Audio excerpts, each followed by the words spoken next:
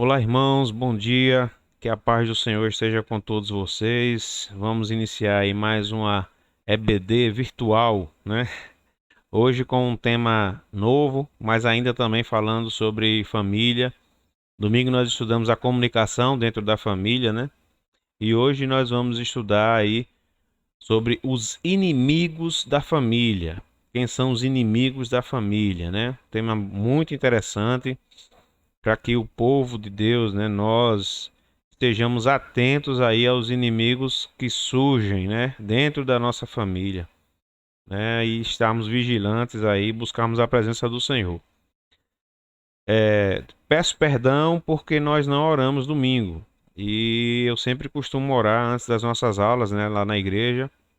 E eu acho que a novidade, né, de gravar uma aula, de estar na frente da câmera, eu acabei esquecendo de orar, né, domingo. Peço desculpa, peço perdão aos irmãos e nós vamos orar agora, nós vamos fazer isso agora, tá?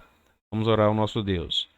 Pai, obrigado, Deus, por estarmos mais uma vez, Senhor, na tua presença, Pai, buscando aprender mais, Senhor, de ti, Deus, buscando, Deus, renovar, Deus, o nosso entendimento, Pai, acerca do que é ser família, Deus, do que é morar junto, Pai, do que é cuidar dos filhos, Deus, que são herança do Senhor para as nossas vidas, Pai. Tenha misericórdia de nós, perdoa os nossos pecados, Senhor, fala, Deus, ao nosso coração, em nome de Jesus. Não deixe que nada tire a nossa atenção, Pai, nos dá o devido discernimento, Senhor, e entendimento daquilo que o Senhor quer nos ensinar nesta manhã, Pai. Perdoa, Senhor, os nossos pecados, Deus. E em nome de Jesus, Pai, fica conosco. É o que nós te oramos e te agradecemos, Pai. Amém. Então, irmãos, o tema de hoje, antes de mais nada, se você esqueceu a sua Bíblia, vá pegar a sua Bíblia agora. Dê pausa no vídeo, pegue sua Bíblia. Escola Dominical sem Bíblia não existe. Então, você tem que estar com a sua Bíblia aí para a gente poder meditar nesses textos, né? Nas histórias e algumas coisas que nós vamos trabalhar.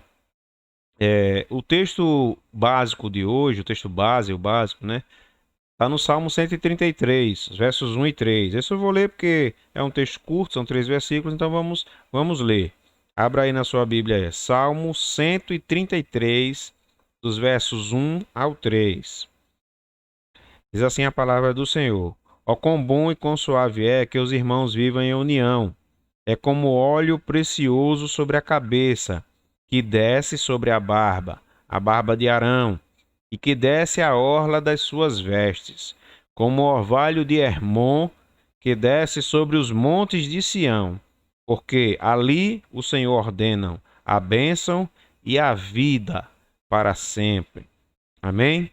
Então, a união ela gera bênção e vida para a gente, né? Para nós, para sempre.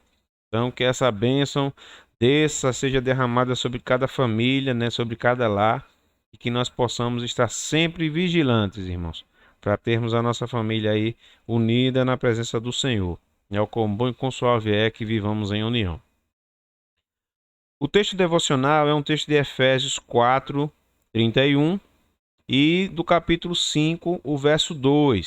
Se vocês quiserem abrir também aí, para dar uma lida, você dá uma pausa no vídeo e vai lá no texto, lê o texto, volta para cá e continua assistindo, para a gente discutir, tá?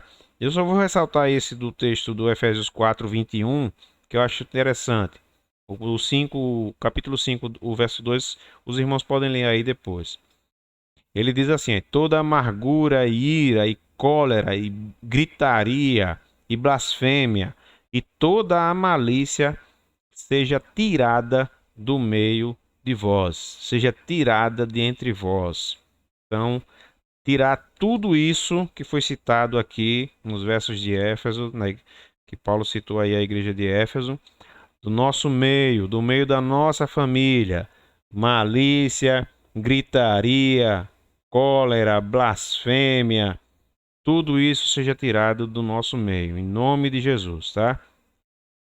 Versículo chave: seja constante o amor fraternal. Se o amor fraternal for constante em nossas vidas, dentro dos nossos lares, esses inimigos serão derrotados em nome de Jesus, ok? Então vamos lá. Vamos para o nosso estudo propriamente dito, né? Na introdução, o autor aí, a introdução curta, né? Os irmãos vão perceber aí, ó, que ele cita que tem inimigos dentro e fora, né? Dentro e fora, né? Que podem prejudicar a nossa vida familiar, né? Ele fala aí que fora do lar há muitos inimigos fora do lar que prejudicam a vida familiar, mas às vezes esquecemos que dentro do próprio lar existem fatores perniciosos que causam problemas e dificuldades e atrapalham os relacionamentos das famílias, né? E aí ele cita esse fato aí de desde o Jardim do Éden, né? Que nós tivemos aí problemas familiares, né? E essa história é conhecida por todos, né? Problemas familiares aí de culpa, de morte, de assassinato, né? De inveja, de ciúme. Então, problemas que existem desde os tempos antigos. O primeiro tópico que ele ressalta para nós aí, de um dos inimigos do lar, é o ciúme e a competição dentro do lar. Aí ele vai colocar agora fatores que podem desencadear esse ciúme ou uma competição dentro do lar. E isso é que nós temos que estar atentos. Quais são esses fatores? O primeiro deles que ele coloca aí para nós é o favoritismo no lar. O que é isso, favoritismo? É quando você tem o filho preferido, quando você tem a filha preferida, né? Você não trata os seus filhos de maneira igualitária. Você tem aquele que é da sua preferência, que você está sempre perto, cuidando, entendeu? E isso vai gerar um ciúme em outros irmãos. Provavelmente vão se sentir menos amados, né, do que o outro, e isso pode trazer problemas. Eu citei aí no caso aí logo nesse primeiro parágrafo aí essas preferências de um filho, né, em detrimento do outro, né? Isso pode causar o que nós chamamos de ciúme, certo? E foi justamente isso, seguindo aí o texto, foi justamente isso que Isaac e Rebeca, né? Que Isaac e Rebeca vivenciaram, né? Isaac gostava de Esaú, porque era um caçador, né? Era um cara, vamos dizer assim, que o pai desejava ser, né? Que desejava para o filho, né? Um cara guerreiro, um valentão, corajoso, né? Esaú. E Jacó foi o preferido da mãe, de Rebeca, né? Porque era mais amável, ficava mais em casa, entendeu? Então era um cara mais pacato, mais tranquilo. E aí caiu nas graças da mãe. E aí você vê o lar já dividido. O pai tinha o seu favorito, a mãe tinha o seu favorito, e aí começa a gerar um ciúme dentro dessa família. E a gente sabe que o fim dessa história não foi muito boa, né? Houve perseguição, irmão contra irmão. O autor vai trazendo aí essa história para nós, né? Descrevendo aí parte desse texto aí. Ele mostra para nós o capítulo de Gênesis no 25, né? No capítulo 25 da Gênesis, né? Dos versos 27 a 28, ele vai trazendo algumas ilustrações sobre essa história aí de, de Esaú e Jacó. Desculpa, irmãos, eu puxei aqui o texto aqui e acabei tirando a página. Bom, eu marquei aí algumas passagenzinhas, né? Eu sempre gosto de marcar. Hoje eu tirei, eu digitalizei depois que marquei. Aí os irmãos vão até ver minha cola aí do que eu fiz aí no texto. Tomar cuidado e não dar motivo, que é essa partezinha aqui do texto aqui que eu coloquei, tomar cuidado e não dar motivo para a raiz de amargura e ciúme brotar no seu lar entre os filhos. Cuidado com o favoritismo. Cuidado, irmãos. Nós temos que ter o mesmo amor com todos os nossos filhos, temos que ter a mesma atenção com todos os nossos filhos, né? Eu abro até isso aqui mais um pouquinho aqui para a igreja também, né? Nós temos que ter esse amor, esse cuidado, esse zelo com todos os irmãos. Não é só aqueles irmãos que são os nossos queridinhos, não. Eu sei que a gente tem pessoas que são mais próximas de nós, mas a gente não pode nos fechar nesse grupinho, né? Dentro da nossa casa ou dentro da igreja, né? E tratar os irmãos com uma certa indiferença quando ele não faz parte desse grupo. Isso gera ciúme, isso gera problema também dentro da igreja, assim como gera dentro do nosso lar. Eu já estou agora, os irmãos já percebem que eu já parto para a igreja logo, né? Porque para mim, igreja é família. Igreja é família. Então, se você trabalha bem isso dentro da sua família, você deve ter a mesma atenção e observar isso para tratar também isso dentro da igreja, que é a nossa família maior, né? A nossa família gigante aí, né? Então, muito cuidado. O ciúme de Esaú, eu marquei mais aí um pouquinho aí à frente do texto. O ciúme de Esaú o levou ao ponto de querer matar o seu irmão, que foi quando ele partiu para a ignorância, né? Como diz a história, né? O resultado foi Jacó fugir de casa, né? Para salvar a própria pele e se afastar da mãe que tanto preferia, né? Que tanto. É uma situação, o autor coloca mesmo aí como uma situação muito triste. Bom, infelizmente, né? Essa história se repete hoje nos lares da igreja, é o que o autor da lição cita aí, ó. Essa história se repete nos lares da igreja, né? Um irmão disposto a ajudar o outro, não está disposto a ajudar o outro e às vezes até cobra por isso. Eu marquei aí embaixo o seguinte: às vezes o pai ou a mãe vê um filho como o espelho de si mesmo, que eu até já comentei sobre isso, fazendo tudo do jeito que eles querem, e aquele filho se torna o predileto do pai ou da mãe. E aí esse cuidado que nós temos que ter. A Bíblia fala que os filhos são herança do Senhor. Os filhos, não é um entre os filhos é herança do Senhor. São os filhos que são herança do Senhor. Está no Salmo 127 aí, que o autor trouxe para nós aí na lição. Ok?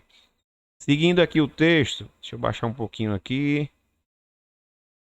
Aqui eu vou ter que tirar o meu rosto aqui da frente para a gente trabalhar aqui essa partezinha aqui. Espera aí, meu irmão, deixa eu me ajeitar aqui. Pronto, aí. Agora ficou legal. Bom, temos que aceitar cada filho do jeito que ele é e demonstrar amor e afeto para todos igualmente. É uma coisa que eu estava falando aí. Esse amor nosso ele não deve fazer acepção, né? Principalmente dos nossos filhos. E eu ainda levo isso ainda e ressalto essa ideia de trazer isso também para a igreja. Temos esse cuidado dentro da igreja com os nossos irmãos, né? Efésios 6:4.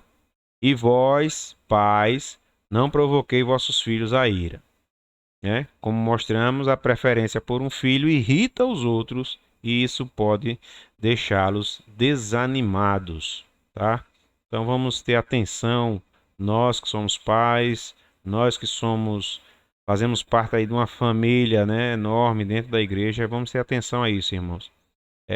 Ter um amor fraternal, igualitário, fazer o possível de amar a todos da mesma forma, de ajudar da mesma forma, de ter uma atenção com todos, né, que precisam, né, que estão ao nosso redor e partilharmos aí desse amor fraternal que nós lemos aí, que seja constante na nossa vida.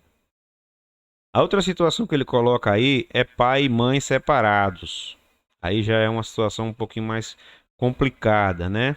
Às vezes, o casal se separa, os dois se casam ou um se casa novamente, e aí se casa às vezes com uma pessoa que já tem filhos ou que gera filhos, né, depois dessa união, e aí isso pode gerar problemas, porque é, talvez a mãe, a madrasta, né, gosta mais do filho gerado por ela, né? E, e pode tratar melhor esse filho, né? E o outro que é um enteado, né, talvez não tenha a mesma atenção. Essa aí já é uma situação muito difícil, né? O homem de Deus, a mulher de Deus tem que ter muita sabedoria com isso, né, para equilibrar essa situação dentro do seu lar, né? Trazer Deus para essa relação aí e pedir sabedoria a ele de lidar com as determinadas situações que podem surgir de ciúme, de contenda, de intriga dentro do lar. Um exemplo que o autor nos traz é muito bom, né, muito pertinente, é o exemplo de Ismael, né, que ia bem, né, quando ele era o único filho de Abraão, tal, que ele teve esse filho com Agar, né? e ele ia tudo bem. E quando chega Isaac nesse, nesse quadro, né, na história, chega Isaac, o filho da promessa, aí Abraão já, quer dizer, Ismael já não é mais o xodó do pai, né? Já tem agora Isaac para disputar essa atenção com ele.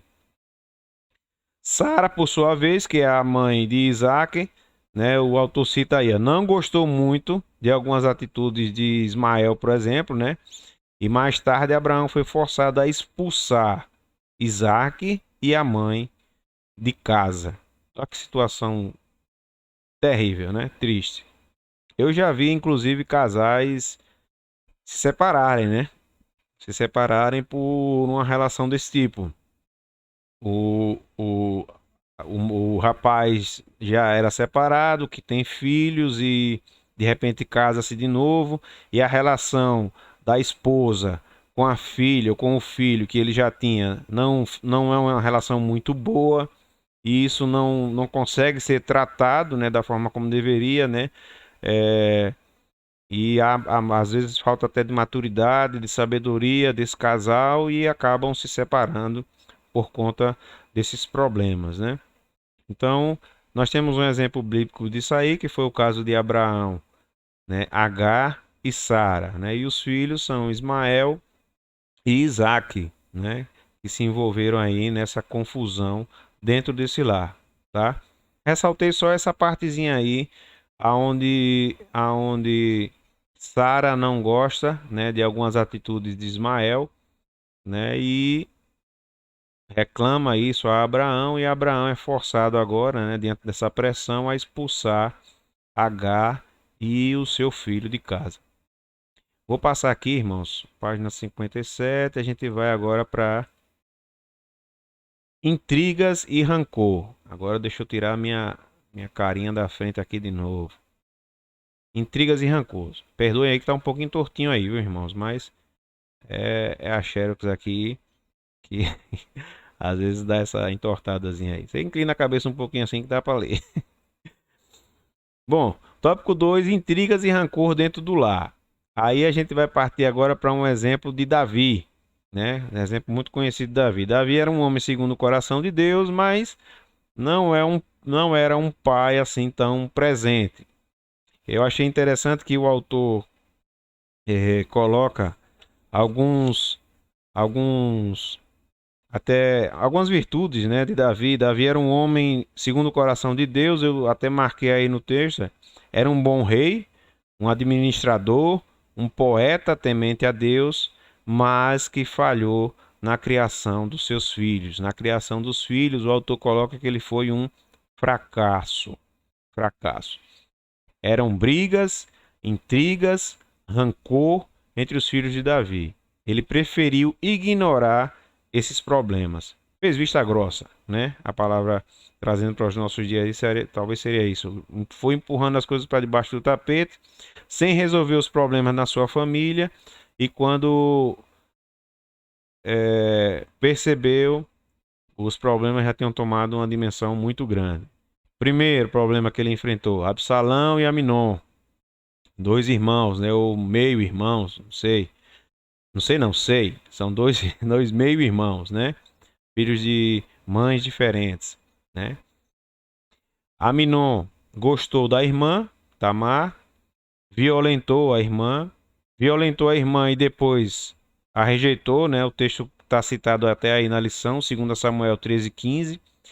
Aminon sentiu por ela grande aversão, e maior era a aversão que sentiu por ela que o amor que lhe era que lhe votara. Então, depois que ele violentou a irmã, né, que teve relações com a irmã, ele sentiu essa aversão pela irmã.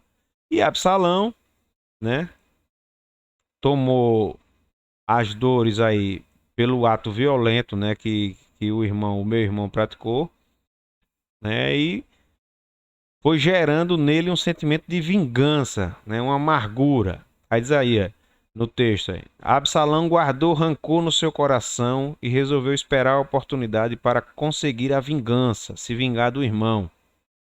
E Davi, apesar de saber, né, do que aconteceu, né, soube do que aconteceu, se omitiu. ficou com raiva, mas não falou com o filho, não chamou atenção, ou seja, não teve nenhuma atitude em relação ao filho, né? E aí o autor trata aí, se omitiu porque seu filho era o primogênito, né? Parece que não fez nada para ajudar a sua filha, a restaurar a autoimagem da filha. Será que Davi não soube da raiva de Absalão? Será que ele não conhecia os filhos? Aí diz que assim, toda mãe é cega, mas no caso aí é o pai, né? É o pai que estava cego, não percebeu o mal que estava gerando, surgindo dentro da sua família, né? Entre os dois irmãos, né? E a irmã que sofreu essa violência, né?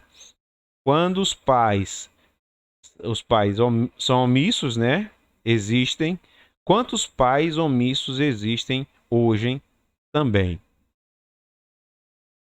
Eu às vezes sou radical com algumas coisas. Se eu perceber alguma situação dentro da minha casa, eu falo logo. Corro logo, sento todo mundo e a gente vai conversar e a gente vai tratar o assunto e a gente vai esmiuçar a coisa até saber o que é que está acontecendo. Eu sou assim. Eu não gosto de guardar e jogar sujeira embaixo de tapete, nem pecar por omissão. Posso até pecar por exagero, às vezes. Que Deus tenha misericórdia, né? Mas por omissão não. Então, você percebeu, irmão, alguma situação dentro da sua família, alguma relação de intriga entre os seus filhos, qualquer coisa que os irmãos percebam, deixou alguma coisa não muito clara com a sua esposa, precisa esclarecer essa situação, não se omita, não se omita, irmãos, não se omitam. Procurem resolver o problema da melhor forma e da forma mais rápida possível, para que isso não gere uma semente de amargura dentro da sua casa, dentro da sua família. E gera, viu? E gera um sentimento de amargura, e quando ele se enraiza no coração, é difícil tirar. Só o Senhor mesmo. Bom, seguindo o texto aí da lição, Absalão esperou 2 anos para se vingar do irmão. Ó. Aí lá embaixo tem um texto até que ele diz: pois assim já o revelaram as feições de Absalão desde o dia em que a sua irmã Tamar foi forçada por Aminon. 2 Samuel 13:32. Ele tramou durante muito tempo para se vingar do irmão. E nesse tempo todo, parece que o pai não percebia nada, né? Parece que o pai não sabia de nada. E ele tramou, armou uma festa, convidou todo mundo e lá matou os irmãos. Matou o irmão, melhor dizendo, né? Matou Aminon. Eu grifei aí uma partezinha do texto que eu achei interessante, que o autor citou. Jonadab, que era sobrinho de Davi, percebeu o quanto Absalão odiava seu meio-irmão, enquanto o pai não havia percebido. E isso é um fato, isso é uma verdade. Às vezes as pessoas de fora nos alertam sobre problemas e confusões dentro da nossa família e a gente parece que está cego, né? Não percebe essas coisas. Mas às vezes as pessoas de fora parece que enxergam melhor as dificuldades dentro da nossa família do que nós mesmos.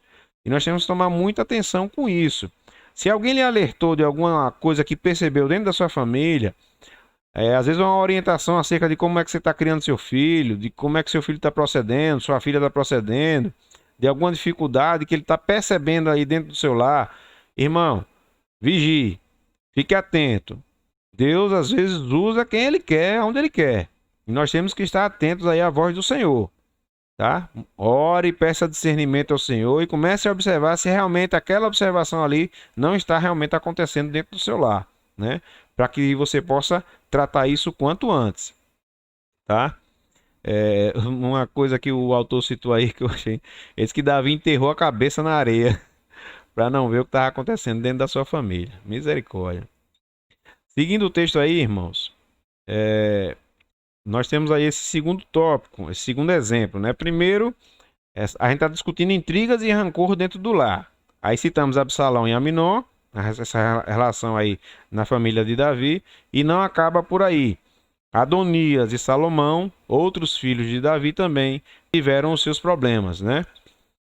O reino foi prometido a Salomão, mas Adonias não aceitou isso de bom grado porque era mais velho do que Salomão, né? E uma das frases que Adonias coloca, o autor cita aí no texto, 1 Reis de 1 a 15, eu reinarei. Isso aí já se percebe que Adonias não ia entregar, né, o trono de bandeja.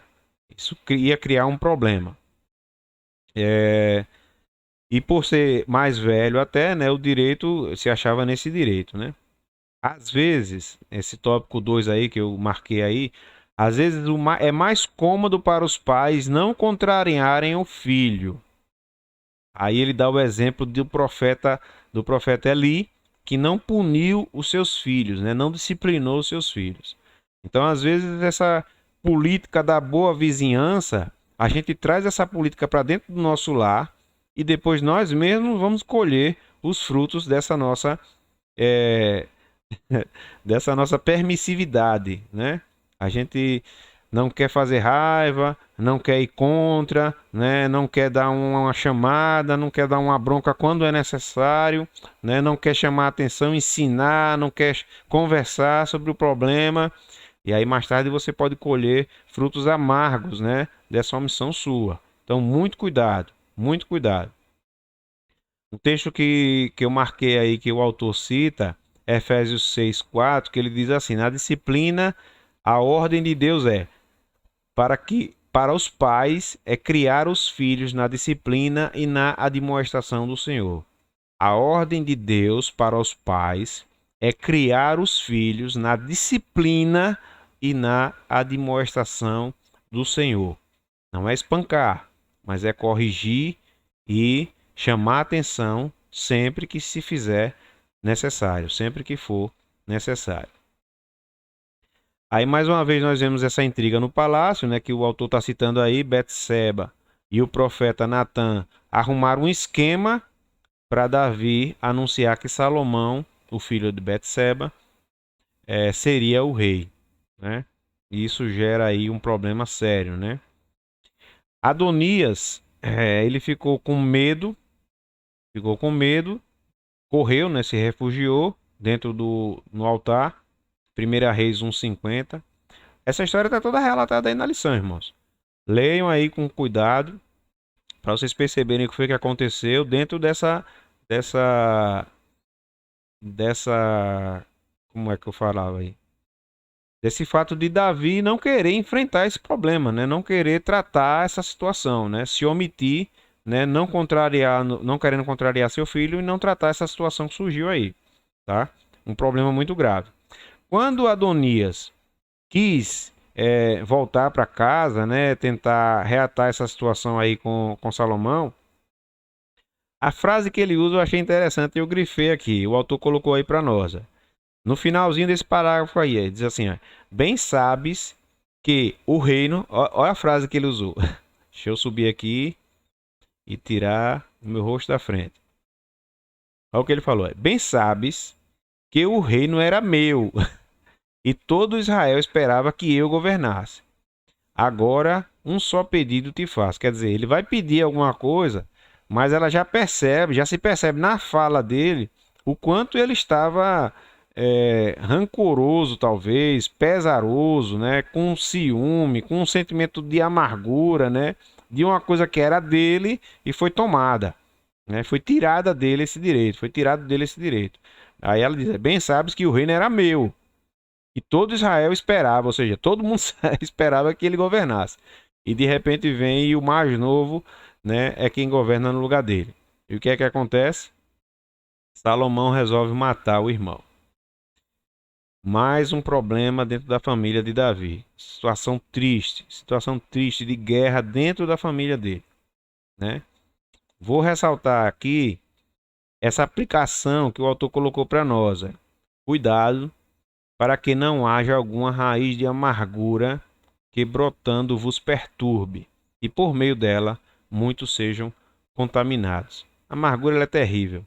A amargura gera em nós ciúme, ódio, né, raiva, descontrole, né, falta de equilíbrio, falta de maturidade, gera em nós maledicência. A amargura ela é terrível. A amargura, quando ela não é tratada, ela envenena nosso coração, nossa alma, domina nossa mente e até a forma como nós olhamos para as pessoas quando estamos amarguradas com elas se torna turva, né? Você só enxerga o ruim dos outros, né? Quando a amargura se enraiza no nosso coração. Repreender, irmãos, esse sentimento, cuidar desse sentimento não suja dentro da nossa família, né? Sentir a amargura de um irmão para o outro, sentir a amargura de um pai para um filho, de um filho para um pai, de um pai para uma esposa. Que esse tipo de sentimento seja tirado realmente, irmãos, de nossa família e que o Senhor repreenda, né, do nosso meio. Vamos para o terceiro tópico, né? Nós estudamos já, nós vimos já ciúmes e competições, né? Aí vem favoritismo, os pais separados. Depois, no tópico 2, intrigas e rancor dentro do lar. Aí vem o ódio entre irmãos, né? Nós tratamos aqui de situações de ódio, de raiva, de violência, né, entre irmãos, né? Intrigas e rancor dentro do lar. E agora nós vamos tratar o individualismo. Vou mostrar aqui aos irmãos, que é o tópico 3 aí da lição. O último parágrafo aí.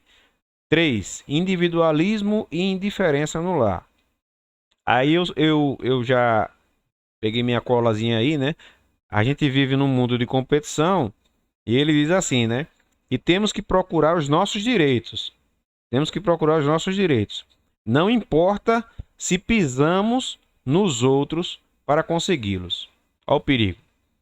O mundo é tão selvagem, tão competitivo, que você vai atrás do seu direito e quem quiser que se vire, né? Eu quero o que é meu e acabou. Isso vai prejudicar alguém? Isso vai fazer mal a alguém? Não me importo. Então essa cegueira que está no mundo, muitas vezes ela está presente dentro da nossa família, né? Nós vamos atrás dos nossos direitos cegos, sem observar o amor fraternal que deve ser constante em nós. Isso nós temos que tomar muito cuidado. O individualismo e a indiferença no lar. Bom, existe uma indiferença quanto ao bem comum.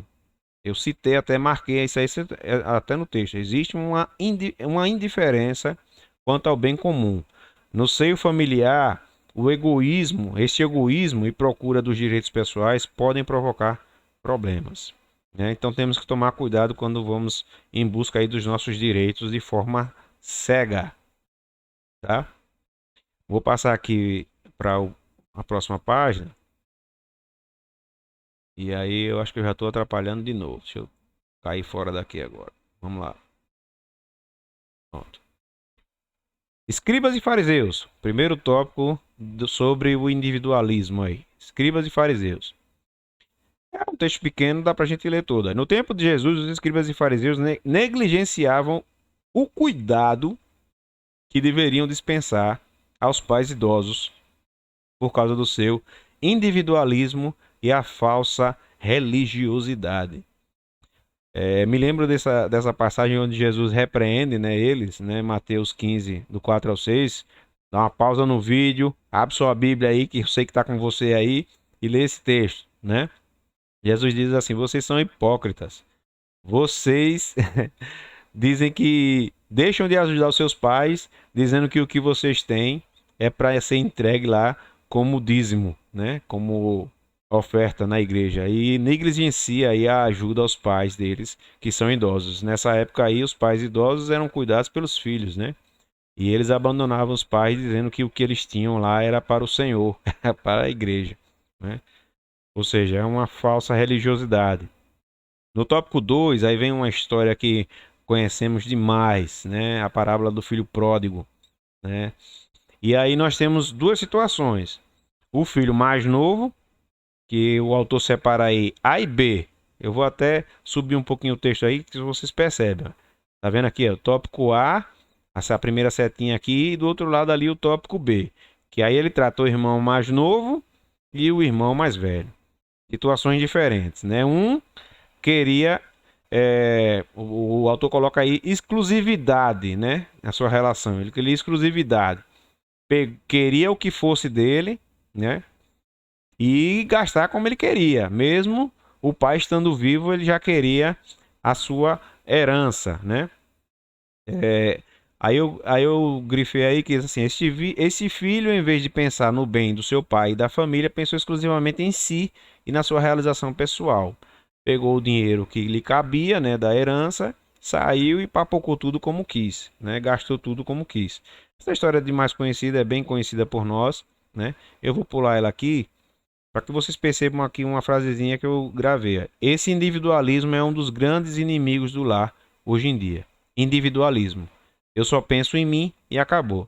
Esse individualismo a gente percebe até em relações, em coisas simples. Vou dar um exemplo. Uma vez eu chamei a atenção do meu filho que nós fazíamos o suco, né? E deixávamos o suco na geladeira. E nem eu nem Viviane havíamos almoçado nem jantado ainda. Muitas vezes era no almoço. E ele tomava o suco todo e não queria nem saber e nem providenciava mais. Ou seja, estava se tornando uma pessoa muito individualista, né? Ele pegava o que era suficiente para ele e quem viesse depois que se virasse, né? E eu me alertei para isso aí também porque eu fui criado numa casa cheia de pessoas, cheia de irmãos, cheia de sobrinhos, né, e tudo.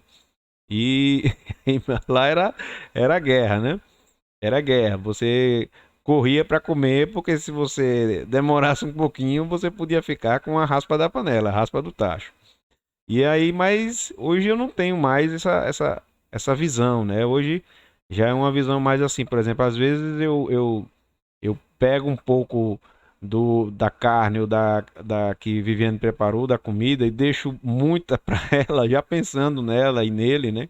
Ou seja, até nisso você percebe que nós estamos sendo tratados por Deus nessa questão do individualismo.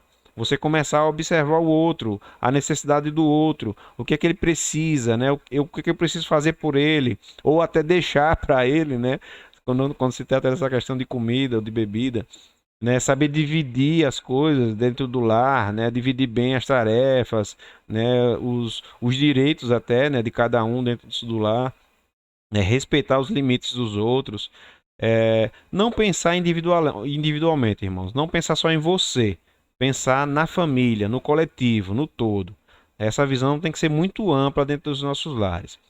Aí nesse último parágrafo, eu marquei ele todinho aí, porque finalmente, quando ele sai, gasta tudo e percebe que os amigos que ele tinha arranjado lá só eram amigos enquanto ele tinha dinheiro, depois que acabou o dinheiro, os amigos desaparecem, né?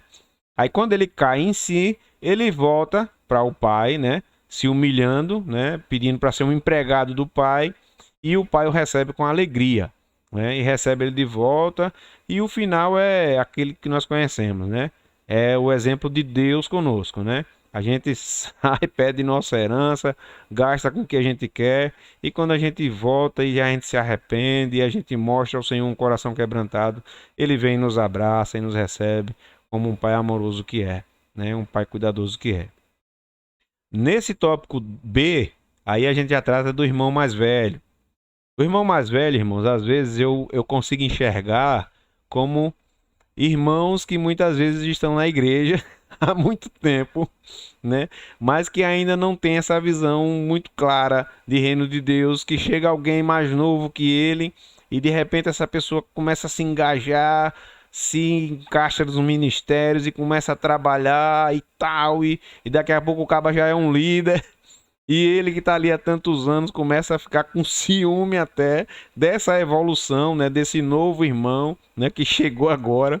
E é como se ele tivesse voltado, né, da herança do pai que ele gastou e voltou agora cheio de amor, cheio de zelo, cheio de cuidado, cheio de vontade, cheio de ímpeto de servir ao Senhor. E isso começa a gerar ciúme nos que já estão lá na igreja, né? Aí vem aquela frase: você chegou agora e já quer sentar na janela, né? Mas isso gera realmente em nós e nós temos que ter cuidado com esse sentimento, irmãos. Se alguém cresce, se alguém amadurece, se alguém no reino de Deus está fazendo mais pelo reino de Deus, nós temos que nos alegrar e louvar, porque o reino de Deus é que está sendo abençoado, os irmãos é que estão sendo edificados pelo trabalho, pela ação do Espírito Santo na vida de alguém. E isso deve nos alegrar e não gerar em nós nenhum tipo de outro sentimento.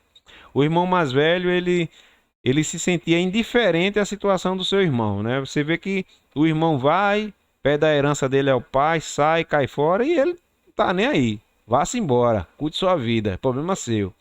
E quando ele volta, ele só pensa nele também. Será que esse cara voltou agora? Eu vou ter que dividir aqui a minha parte com ele. Aí o negócio já começou a complicar pro lado dele, na mente dele, né? Era indiferente ao sofrimento do pai também, né? O pai viu o filho ir embora, tristeza, né? Decepção, talvez, e aí ele tava nem aí para o que o pai tava sentindo. Porque quando o pai se alegra também, eu até grifei isso aí no texto, quando o pai se alegra também, ele também não tá nem aí. O negócio é ele. E aí? O que é meu agora? Vou ter que dividir com esse cara. Aí o pai tem que chegar para ele e dizer: calma, rapaz. Tudo que eu tenho é seu. Mas esse aí estava perdido e voltou. Então vamos nos alegrar, né? Vamos nos alegrar por um que estava perdido e recobrou a consciência e voltou. Eu grifei aí também esse trechozinho aí, já no final, né? Desse tópico, né? Um filho é super egoísta e negligencia a família, pensando somente em seu próprio bem-estar, enquanto o outro fica perto dos pais, ajudando. Mas quando o pródigo volta ao lar, não há alegria, e sim autopiedade e indiferença. Sentimentos que são descritos aí pelo autor aí nessa história, né? E cabe realmente bem, né, nessa história, né? Um só pensa nele, no seu bem-estar, né?